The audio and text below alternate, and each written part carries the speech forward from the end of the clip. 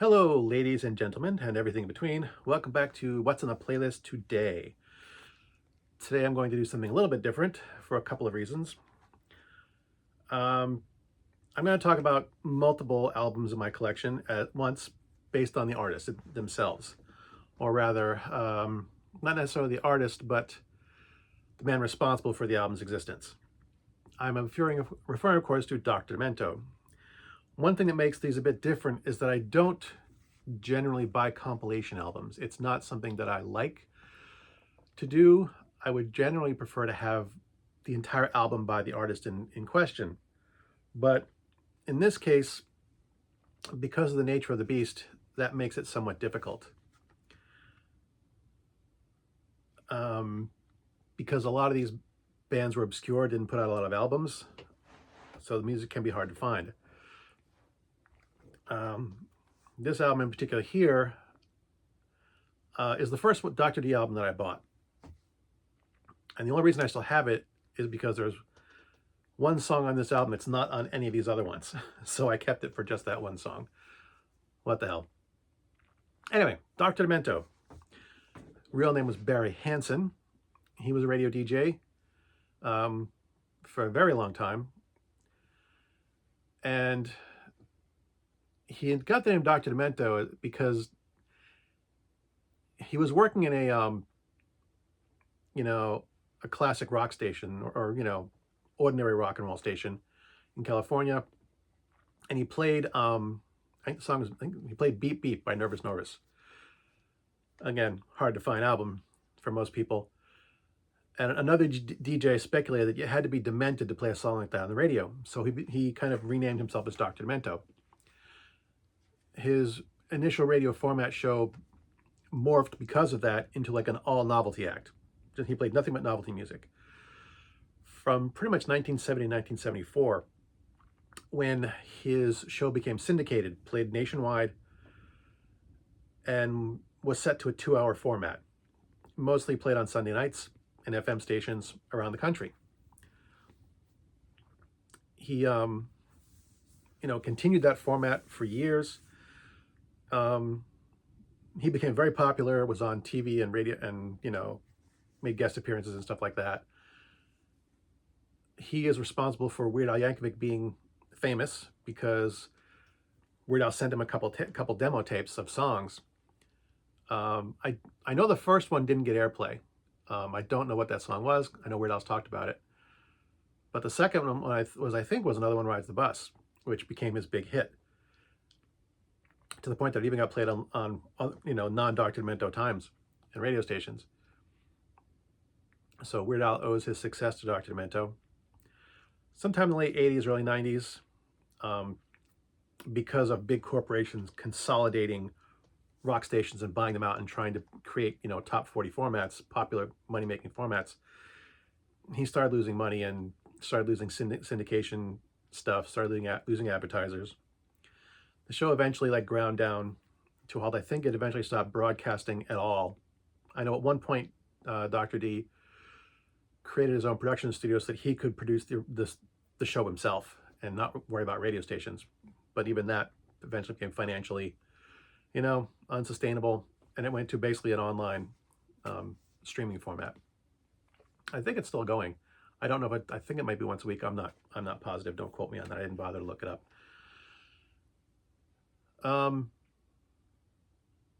Yeah, I know that at one point Dr. Demento had one of the largest private record collections in the world.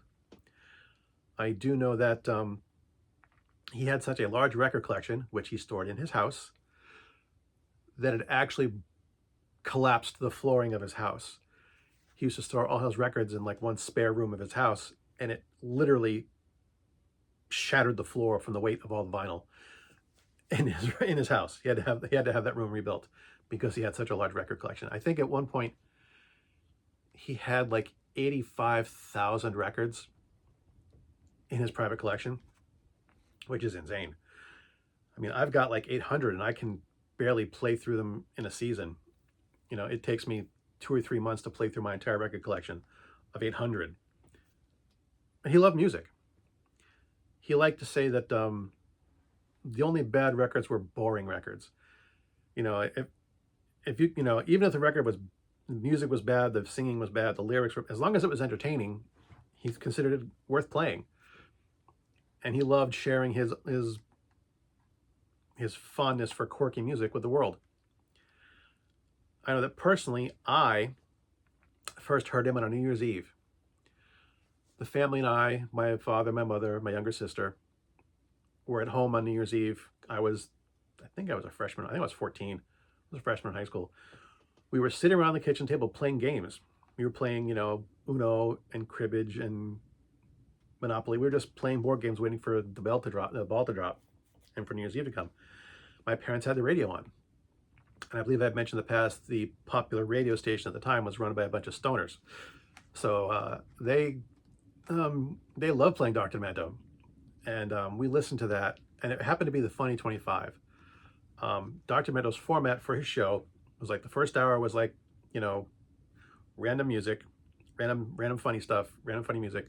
The second hour or so was occasionally devoted to a theme.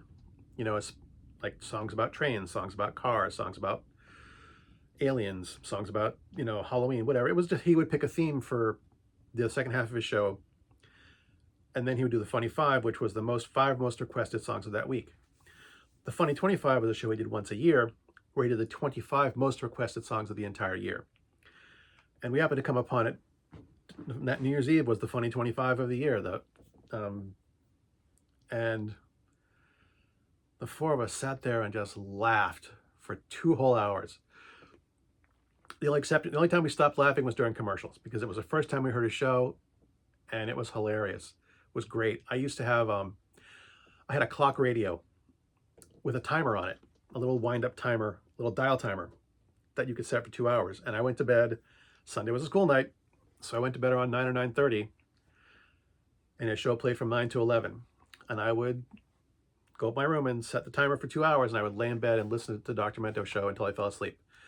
I would occasionally stay up past my bedtime. I had the door shut. My parents didn't know. They might have known, but it was only once a week that I was being a bad boy, at least in that regard, for that one thing. And it was a minor infraction. They would occasionally, if I had the music too loud, they would occasionally yell it to me. Anywho, back to Dr. Demento. But this is just some wacky, weird stuff, and I love it. I mean, just going from this, Poisoning Pigeons in the Park by Tom Lehrer, Does Your Chewing Gum Lose Its Flavor on the Bedpost Overnight by Lonnie Dunnigan and his Skiffle Group, Cocktails for Two by Spike Jones, Transfusion by Nervous Narcissus. That was a song. King Tut by Steve Martin, Hooray for Captain Spaulding by Groucho Marx. That's the entire reason I kept this one. Star Trekking by The Firm, Wet Dream by Kippadada. That popular radio station, that is now a corporate radio station, they still play Wet Dream every time it rains. They do. It's their one holdover, I guess. Fish Heads by Barnes and Barnes, Eat It by Weird Al, Junk Food Junkie by Larry Gross, The Homecoming Queen's Got a Gun by Julie Brown, The Purple People Eater by Sheb Woolley, Monster Mash by Bobby Boris Pickett and the Crypt Kickers, Hello Mutta Hello Fada by Alan Sherman, Pencil Geek by Fred Blassie, Earache My Eye by Cheech and Chong, Dead Puppies by Ogden Etzel, and They're Coming to Take Me Away, Haha by Napoleon XIV. And that's just this one album. Again, these 19 songs are on these other albums as well, and I kept this one just for Hooray for Captain Spaulding by Groucho Marx. But I grew up, and again, Stoner radio station, they would occasionally play some of this stuff. They would occasionally play Purple People Eater. I remember a song about Snoopy and the Red Baron. I don't remember the exact title or approximately how it goes. I just remember the general idea of the song. They played, there's a Beatles B-side called I Know Your Name, Look Up the Number.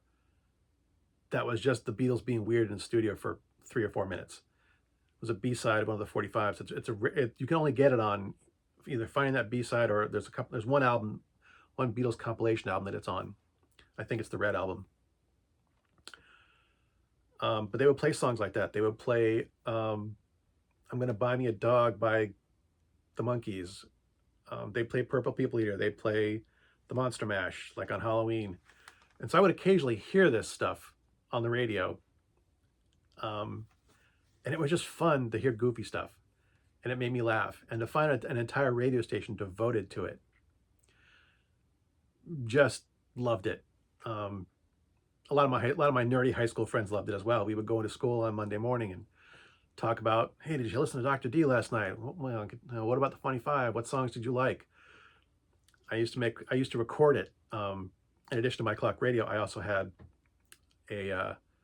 my parents had bought me for my birthday a pretty nice stereo system. It was an all-in-one with a record player, and it had a dual cassette system where you could edit tapes. And I would record the Dr. Demento show in its entirety and then edit out the commercials into the second tape.